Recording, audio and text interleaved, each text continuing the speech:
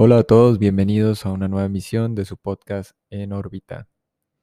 En este nuevo episodio quiero compartir con ustedes la historia y particularmente la visión de un autor, creo que uno de los más prolíficos en el campo de lo que se ha denominado comúnmente como psiconáutica. Hoy quiero hablarles de Terence McKenna y parte de su visión o estudio acerca de la conciencia, la mente, el espacio, el tiempo. Parecieran diferentes temas disconexos o que no guardan relación alguna, pero traigo el tema a colación porque precisamente están emparentados con el estudio del desarrollo de la conciencia humana, o eso que Terrence llamaba la percepción de la percepción.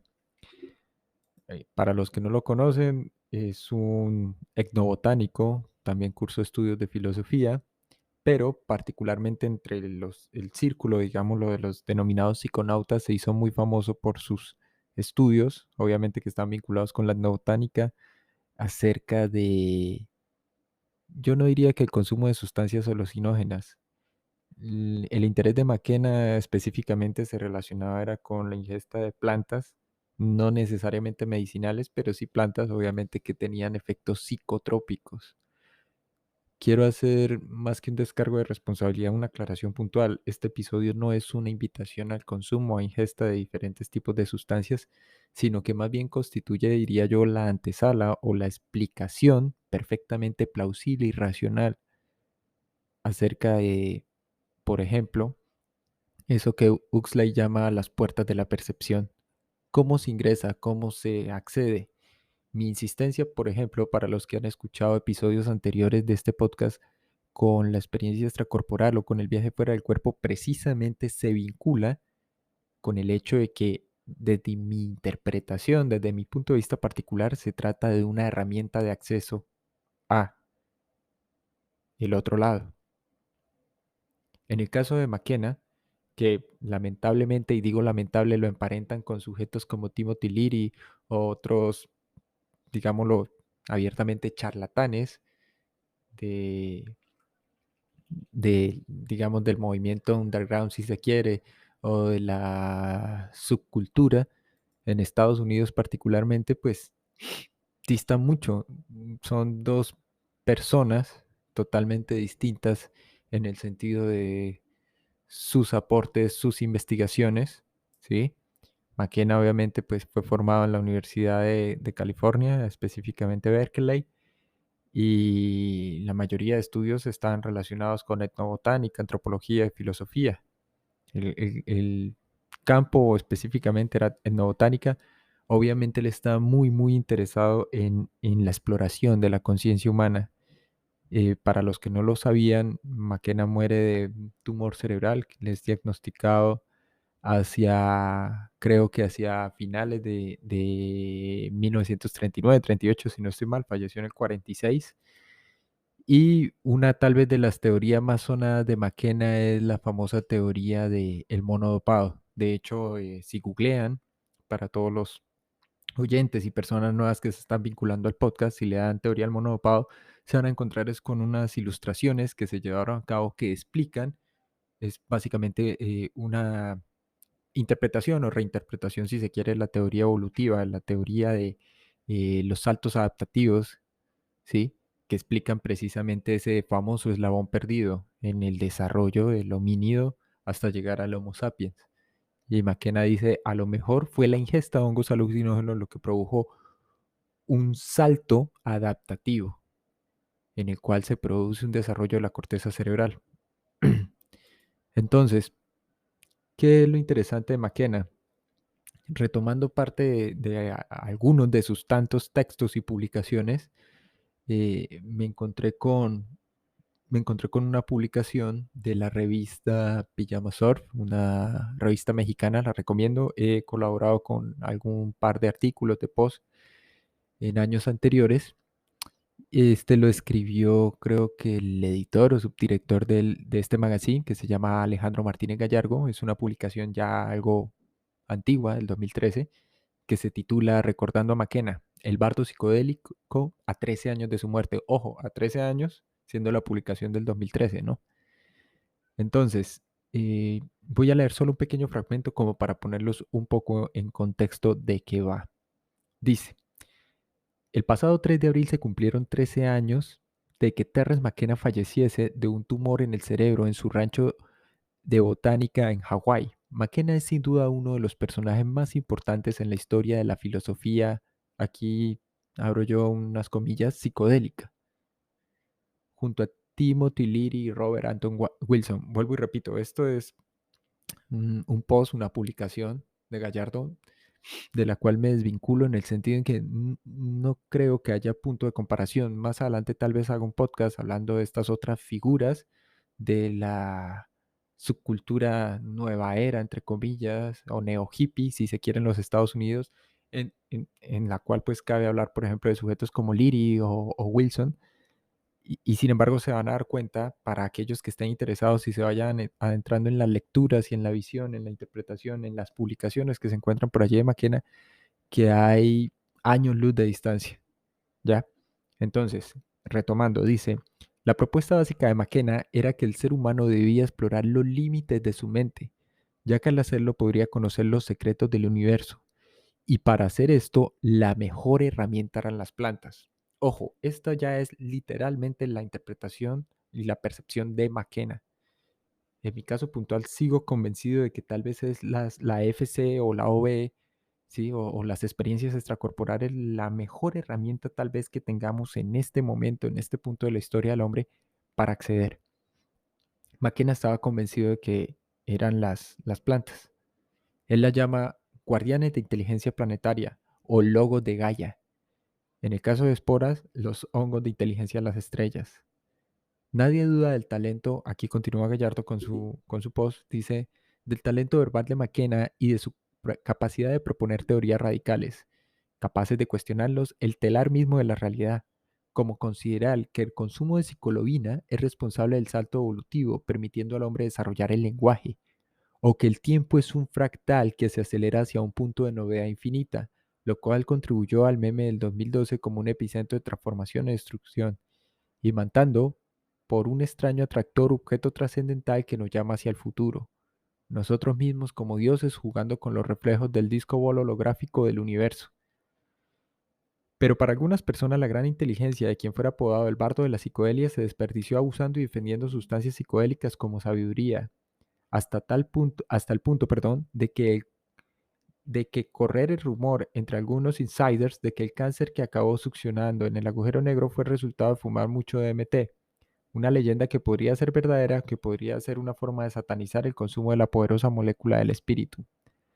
De cualquier forma, no hay duda de que el Vortex lo quería. Sobre las posibles virtudes de la psicodelia, McKenna decía no tener una experiencia profundamente psicodélica, ¿sí? Es nunca darse cuenta de que se trataba la vida. Bueno, aquí hago un punto, un paréntesis, esto tal vez fue un error tipográfico. Ahí básicamente lo que está diciendo el autor del post de la publicación es que McKenna, si bien había tenido cientos, tal vez miles de experiencias psicodélicas por la ingesta de diferentes tipos de sustancias, particularmente DMT, estaba convencido de que esta herramienta, ¿sí?, le permitiría ahondar o adentrarse en los misterios mismos de la realidad última o la realidad en última instancia, si se quiere. Parece un juego de palabras simplemente retórico, pero no lo es. Tiene un propósito y un sentido de ser, una definición, en el sentido de que McKenna, como muchos otros, digámoslo, exploradores de la conciencia, si recuerdan ustedes el caso de Frank Keppel o tal vez de Jacobo Greenberg, estaba convencido de que había una realidad subyacente más allá de aquella que nos presentaban los simples sentidos, análogamente a como los presocráticos o por ejemplo ya con Sócrates el mismo Platón presentan no dos realidades distintas, sino una realidad aparente, esta en la que todos vivimos en este instante ustedes como oyentes y este servidor como narrador de historias, sino que más allá de aquello que podía interpretar, ver y sentir el individuo, las personas, como colectivo, como grupo, como especie, hay una realidad que se nos presenta casi que indescifrable y a la cual solo se accede a través de muy pocas herramientas, sea la FC, sea en este caso los enteógenos de los que McKenna habla, ¿sí? Aquí, bueno, ya hago un punto de cierre del artículo de Gallardo acerca de McKenna.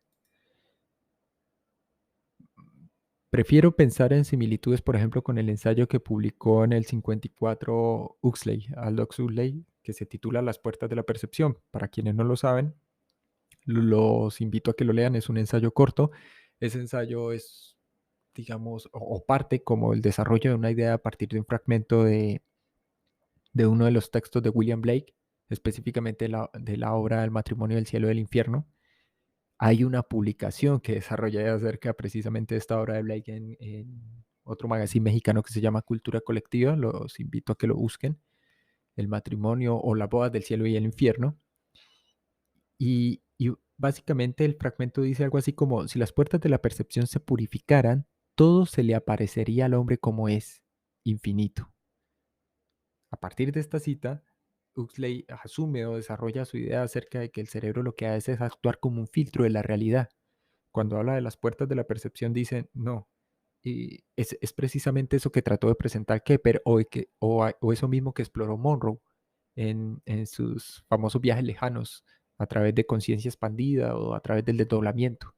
Es eso mismo que tratan de describir los onironautas o los expertos en sueños lúcidos. Dicen, no es que estemos construyendo la realidad, no es que estemos reinterpretándola, es simplemente que nuestra percepción cotidiana, si se quiere, o nuestra percepción diaria de la realidad no es todo lo que debería ser o no nos presenta todo lo que debería ser porque simplemente ante un volumen tan vasto de información quedaríamos abrumados. Entonces, a efectos prácticos, el cerebro lo que hace a través de los sentidos es actuar como un filtro, como un colador, que es como la metáfora simplificada que más se acomoda a esta imagen, a esta visión, en la cual no somos conscientes absolutamente de todo, pero es simplemente porque se produce un proceso selectivo de simplificación de la realidad. Entonces, por ejemplo, en un desdoblamiento, en una proyección, lo que ocurre es una amplificación, en la cual la conciencia ya no está operando, digámoslo, en términos locales, en términos de adelante, atrás, en términos de percepción ordinaria natural, que es la de todos los días y la que a efectos prácticos pues, nos permite funcionar en el mundo. ¿Sí? Entonces hay aquí, digámoslo, yo creo que puntos de encuentro o nodos o puntos de intersección bastante fascinantes, por ejemplo, entre los trabajos planteados de Keppel de la realidad ampliada, entre los trabajos de Monroe, los trabajos de Greenberg y los trabajos de McKenna y en este caso de Huxley, ¿sí? Él también está hablando exactamente de lo mismo. Cada uno lo plantea obviamente en un contexto, en un tiempo y en un escenario diferente, pero están hablando acerca de lo mismo.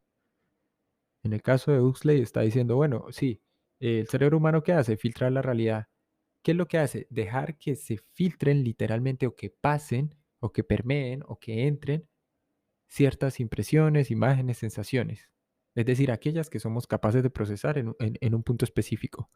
Para los que no lo saben, esto es filosofía dura y pura en un sentido tradicional porque está vinculado con eso que se conoce como epistemología, teoría del conocimiento, en otra época nociología, si se quiere, ¿sí? La pregunta no es qué conocemos, cómo conocemos, por qué conocemos, sino que está desvinculada con, ¿es el conocimiento acerca de qué? Del entorno. La realidad es todo lo que constituye el entorno, todo lo que está fuera de sí mismo, en un individuo, cualquier individuo, el que quiera que sea. Y en ese sentido, obviamente, aquí más adelante eso se volverá psicofisiología, será la base de las neurociencias, será, bueno, infinidad de áreas que se encargan de estudiar o tratar de entender la percepción, ¿no? La misma psicología cognitiva, así se deslinde y diga, no, estamos interesados en los procesos de cognición. Es más de lo mismo, básicamente. Entonces, Huxley dice, bueno, aquello que somos capaces de procesar, ¿sí? El mismo Huxley en ese ensayo de las puertas de la percepción dice, ojo, sin embargo, estoy convencido de que esta visión simplificada de la realidad, perdón, puede ser expandida, ¿sí? O al menos ese filtro se puede reducir con las drogas alucinógenas. A este punto no sabría decir o no tengo información precisa en este instante acerca de las experiencias, digámoslo así, del propio Huxley. Lo que sí sé es que en el ensayo, cuando él lo escribe, Él lo que hace es consumir mescalina. Y a partir de ese consumo es que comienza a escribir y a escribir de manera casi que desproporcionada todo lo que le va llegando. Esas notas acerca de esos objetos cotidianos, acerca de la realidad, acerca de su percepción, cualquiera diría alterada, que es lo que pasa con estas sustancias, se convertirían años más tarde en ese ensayo. Sin embargo, Huxley dice aquí, espacio-tiempo se disuelven, se vuelven irrelevantes. La percepción pareciera amplificarse, se vuelve a veces sobrecogedora, porque como individuos, dice Huxley, somos incapaces de hacer frente a la enorme cantidad de impresiones. Esto mismo, esto mismo es lo que está explicando McKenna. Y para aquellos que estén interesados, voy a dejar una lista. Aclaro, no es mía, es solo una lista sugerente, sí, a modo de recomendaciones de algunos textos bastante interesantes de McKenna, cuyas lecturas ustedes pueden descargar. Están los PDFs para los que no encuentren. Les repito, me pueden escribir en orbitapodcast1@gmail.com y con gusto compartiré. En este momento yo solo tengo 3 textos de esos 8 que voy a recomendar de McKenna. Ya algunos usuarios, algunos oyentes del podcast diligentemente me han escrito, se han comunicado, han interactuado conmigo, les he compartido información. De eso se trata.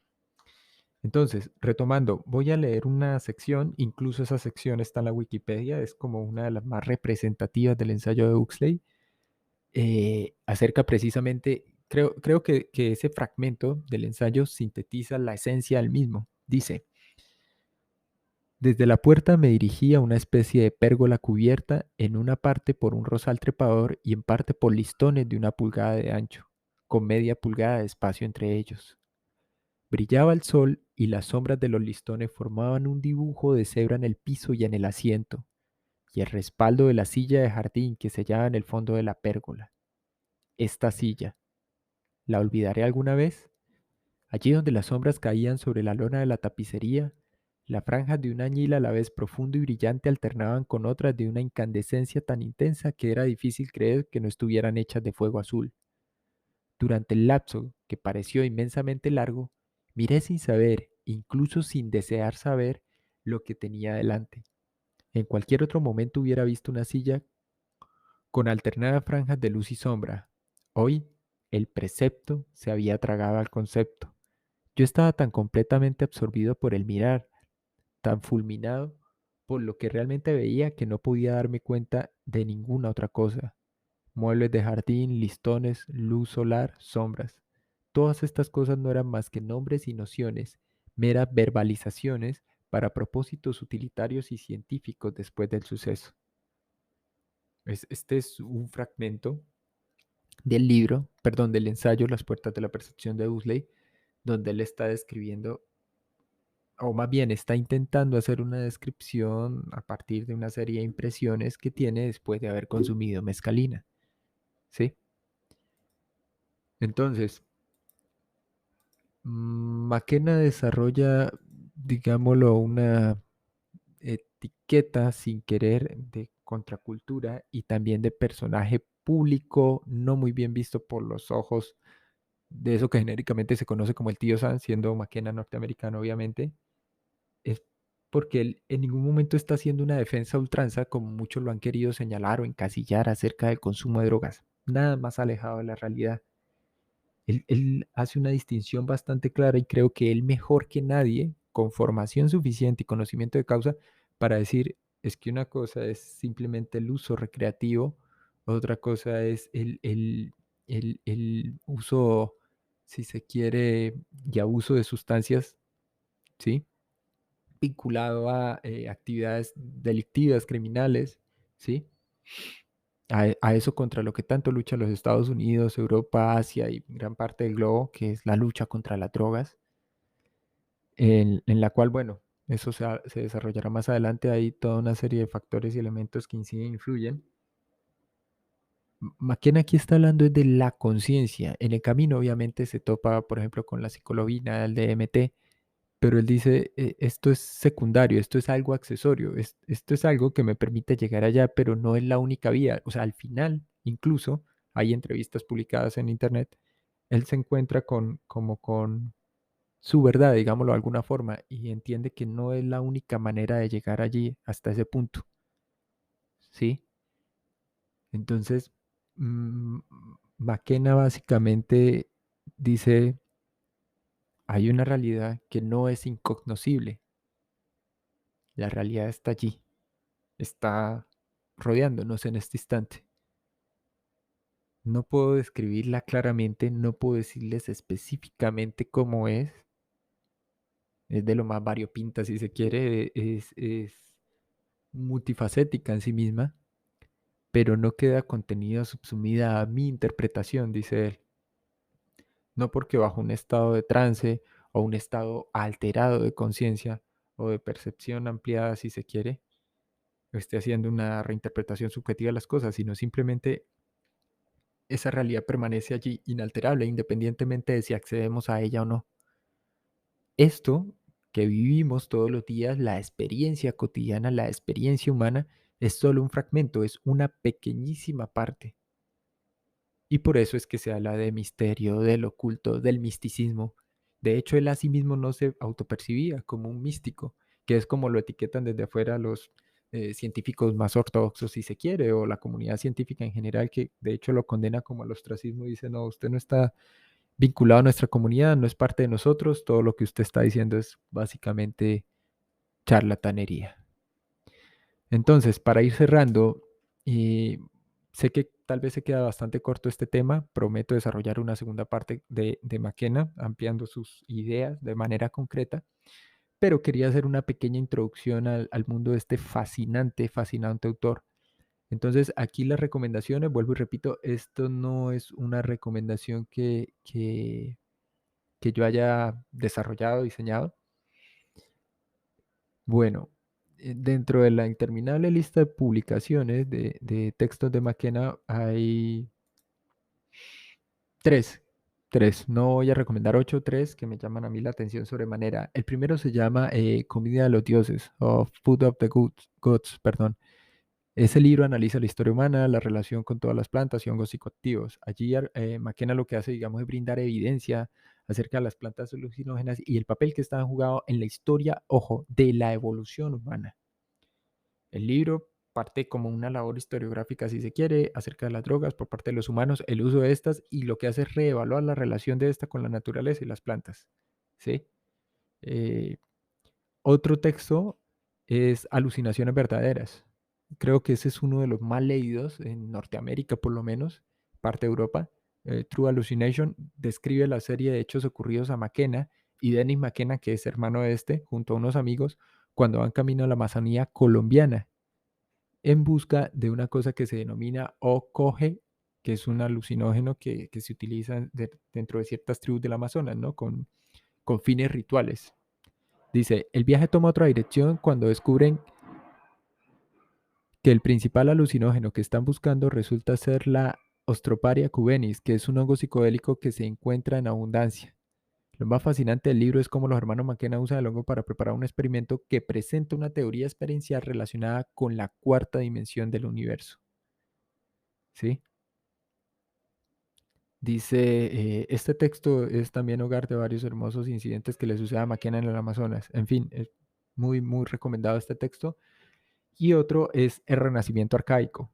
Es una colección de ensayos y artículos y entrevistas realizadas con el propio McKenna. En esta él comparte los beneficios de sus experiencias en el campo, particularmente de la investigación. Ojo, lo que pasa es que muchos autores o intérpretes del mismo McKenna lo han querido encasillar dentro de esa subcultura, ¿no? Que es la psiconáutica. En fin, aquí habla él acerca de temas como el chamanismo, la realidad empleada virtual, de la que también habla, por ejemplo, Jaron Lanier, el creador de estos entornos, y respalda su campo de investigación a través de diferentes experimentos que él desarrolla con evidencia sólida y suficientemente convincente. Entonces, les repito, el Renacimiento arcaico, el otro texto es Alucinaciones verdaderas y el otro Comida de los dioses. Una vez más, mil gracias a todos por la sintonía, por la continuidad. Un saludo para la gente que nos está escuchando en las diferentes partes y latitudes del mundo hasta ahora, donde quiera que se encuentren, sea que estén en camino al trabajo, en sus vehículos, descansando. Un saludo para todos los personas en Colombia, España, México, Canadá, Chile, Uruguay, Argentina, Estados Unidos. Mil, mil gracias, un abrazo a la distancia y nos veremos en una próxima emisión.